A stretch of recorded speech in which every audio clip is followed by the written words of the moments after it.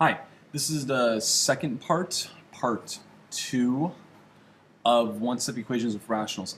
We did one example with fractions, and if you're noticing, it's actually, I've put it as our first example. Um, I'm going to show what we did last time, and also we're going to jump into a different way of clearing, another method called clearing the denominator, which some of you guys will be familiar with. So we're just going to jump right in. Our first example right here, we have z plus 8 over 11 is equal to 2 over 7. So the classic way, well, I'm just going to jump right into it. 8 over 11 is equal to 2 over 7. I'm going to rewrite z plus 8 over 11, and I'm giving myself some space because I know I'm messing with some stuff, is equal to 2 over 7. Well, z plus 8 over 11, so the opposite of adding 8 over 11 is subtracting. So we're going to minus 8 over 11 from both sides. This will equal 0 over here. 8 over 11 minus 8 over 11, or 8 over 11 take away 8 over 11, it's 0. All that's left is z.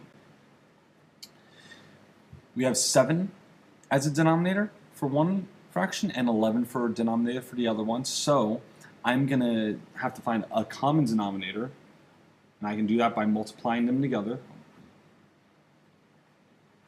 and get 77, because 7 times 11 is not a Slurpee, it is a multiplying, and 7 times 11 is 77. Whatever I do on the bottom, gotta do on the top. So 2 times 11 is 22 over 77. 8 times 7 is 56. Oh, I'm not going to do any scratch work over here. I'm going to do all my scratch work always over here. 56 minus 22. Because I know my answer is going to be negative. And it's going to be over 77.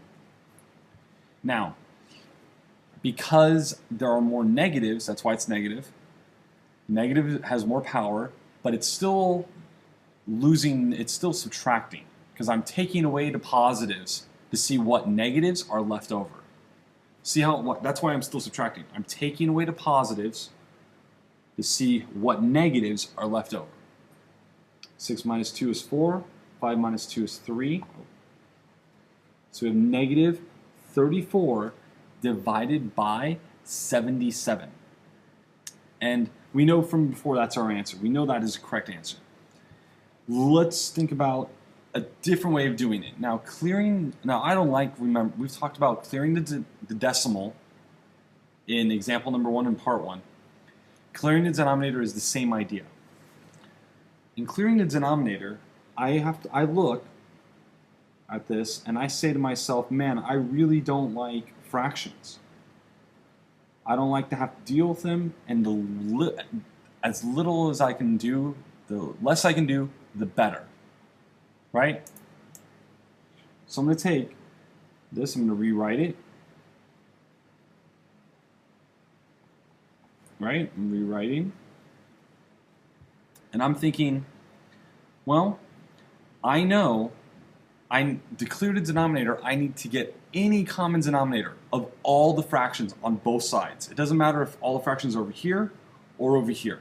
I have to find a common denominator. Well, 11's not going to work, because that's not going to work for 7. And 7 isn't going to work because that's not going to work for 11. I have to use something for both. I can just multiply. The easiest denominator easiest common denominator to always find is just multiply all the denominators together. And that will always get you a common denominator. When they're prime, it's the only way to go. So I'm taking 7 times 11, and I know that is 77. So I'm going to multiply everything by 77. I'm going to go more into the distributive property on why you're able to do this in our third unit. But right now, I'm just going to flat out multiply. 77 times z is just 77z. Now comes the fun part. 77 divided by 11 is 7. This is going to turn into just 7 when these cancel. So I still have 8 times 7, because they're multiplying, right? They've still got this multiplying going on.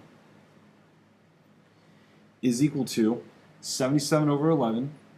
Well, 77 divided by 7 is 11. Sorry, 77 divided by 7 is 11. So I still have 2 times 11. So we got 77z plus 8 times 7 is 56. 2 times 11 is 22. Now it's a two-step equation. Okay? I'm going to rewrite.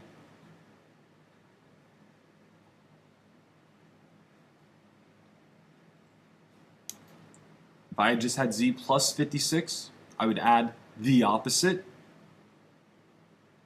Add negative 56 to both sides. This is equal to 0.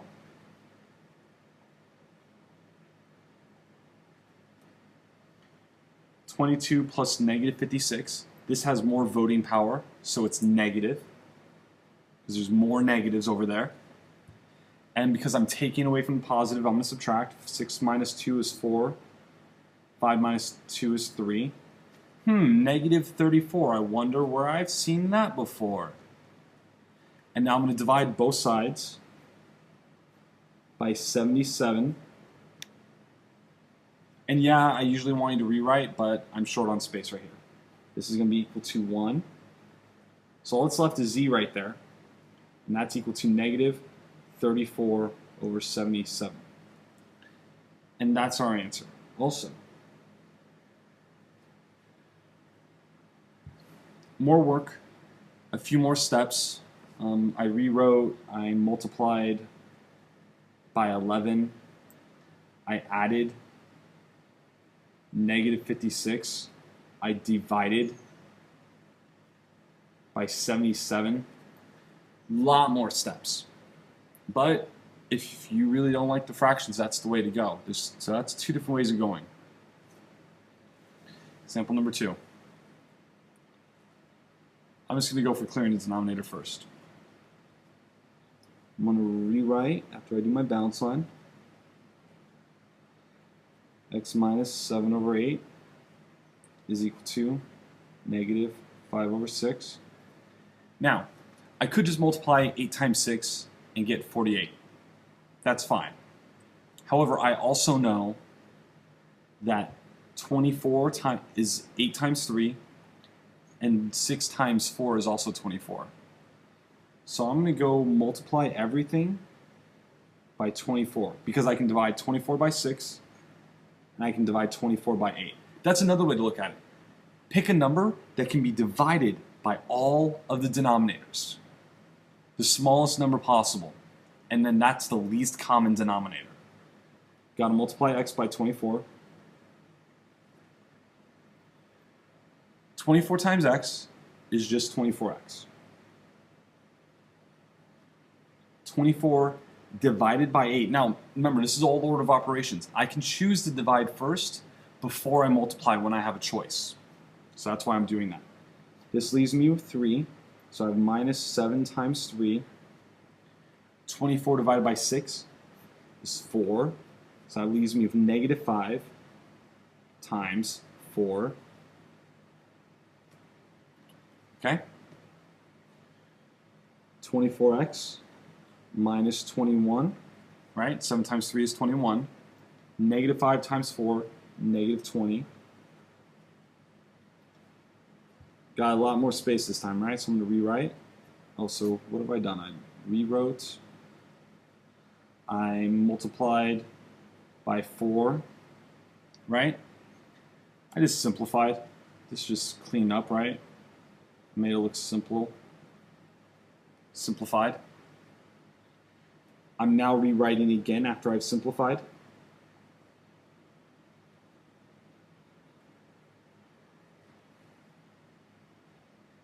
I'm going to change this to add plus negative 21.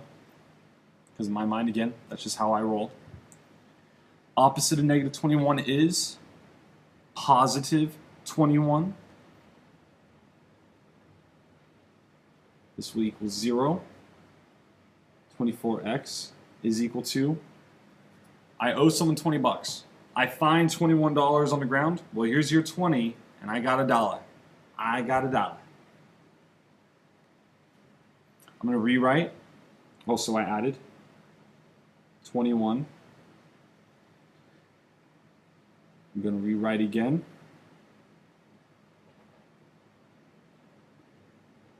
And now I'm going to divide. 24.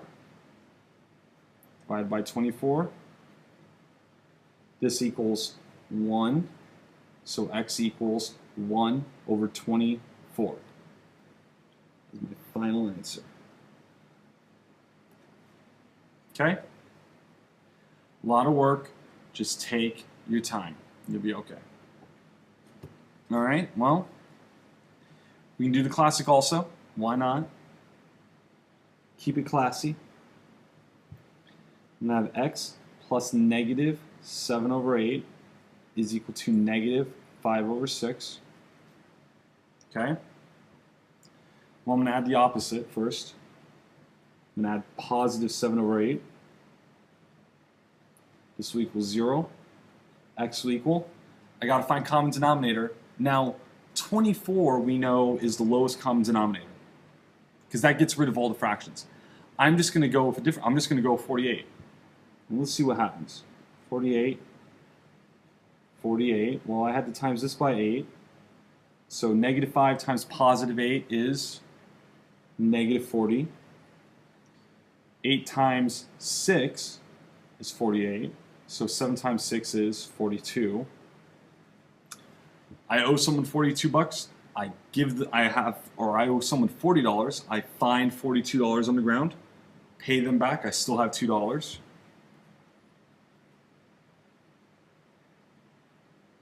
Oh, 2 over 48. Can't leave an answer like that. Not cool. Gotta simplify the fraction, which means x is equal to 1 over 24.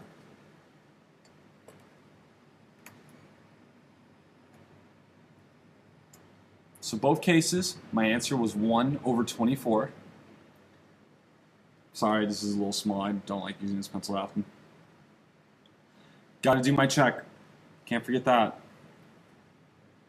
And plug in 1 over 24 for x, right? This is my original problem up here. X minus 7 over 8. Does it equal negative 5 over 6? I don't know. Let's check. I can definitely turn 7 over 8 into, well, I can times that by 3 and get 24, right? And 7, if I times 8 by 3, better times that's 7 by 3. So we get 21. Hopefully you've got a little more room. 1 minus 21 is negative 20 over 24. I can divide top and bottom by 4. And nope, negative 5 over 6 is equal to negative 5 over 6. There's my check. Oops, sorry. Always get so excited. Negative 20 and 24 can both be divided by 4. And now I have negative 5 over 6. And that's my answer. Okay? So that's example number 2 on this one. Yeah, one more example. This is the last. This example is pretty quick. Okay, there's your little notes for this part. Example number 3.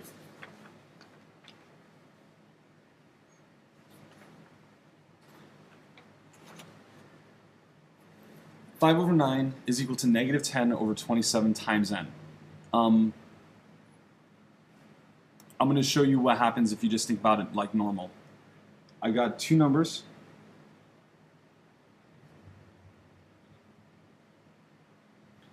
Five over 9 is equal to, well, negative 10 times negative 10 over 27. So if I'm multiplying, the opposite of multiplying is dividing.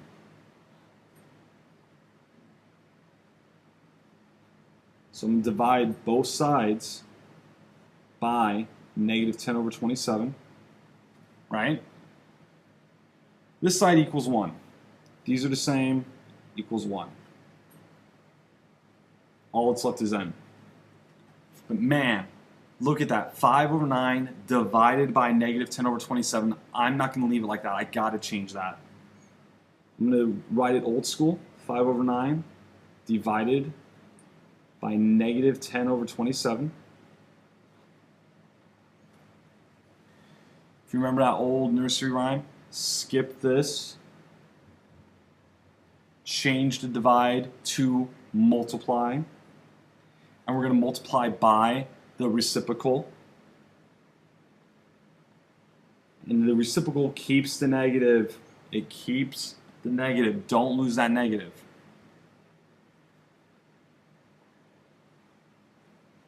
Okay?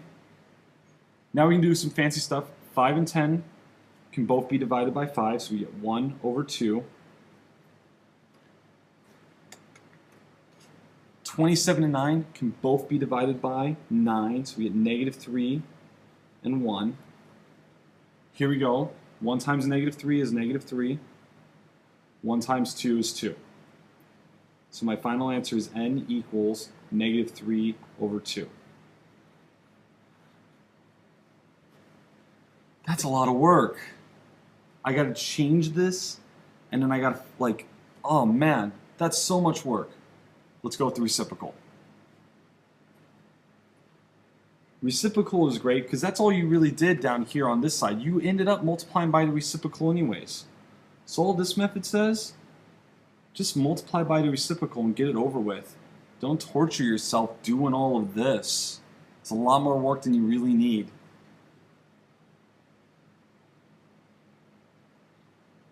So I'm going to rewrite.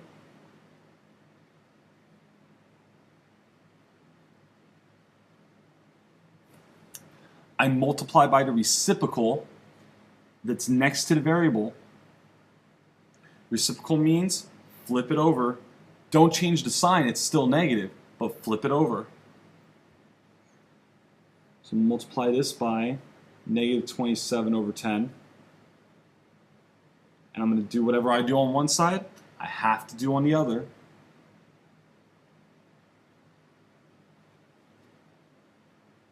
Well, this equals 1. 27 over 27 is equal to 1. 10 over 10 is equal to 1. So all that's left over here is n. Again, that's what we want. And now look, I can just go right down here where I'm simplifying. 5 turns into 1, 10 turns into 2. 9 turns into 1, this turns into negative 3. Right? Just like over here. My answer is negative 3 over 2. Okay? That's that. I'm going to leave the check for you to do because this video is running a little bit long. Please do the check. Last one. A over 8 is equal to negative 7 over 16. It is as simple as it looks. You've probably heard of cross multiplying. I'm not going to do that. I'm just going to go for the easy out. Times both sides. Oh, sorry. I'm going to rewrite. I'm going to multiply both sides by 8. But that's not an 8. Really, this can be rewritten. When I do my rewrite, I'm going to write this as 1 over 8 times a. I can change this to look like this. Now there's a fraction right there, and I'm going to do what I did up here using the reciprocal. I'm just going to do that. Times this side by 8 over 1. Again, reciprocal just means flip upside down. Times this side by 8 over 1. Well, 8 divided by 8 is 1. Right? And 1 divided by 1 is 1. So all that's left over here is a equals 8 and 16. I can divide both of these by 8. So this turns into 1, so I'm dividing by 8. And this turns into 2, because I'm dividing by 2. Or I'm dividing by 8 also. Negative 7 times 1 is negative 7. 2 times 1 is 2. So my final answer is a equals negative 7 over 2. Again, I'm going to leave the check for you to do. I'd like you to do that on your own because this video is running a little long. And that's that. This is the second part to solving one-step equations of rational numbers. Lots to remember. You have to remember a lot of this stuff, guys. So do your best, and I'll look forward to seeing you tomorrow.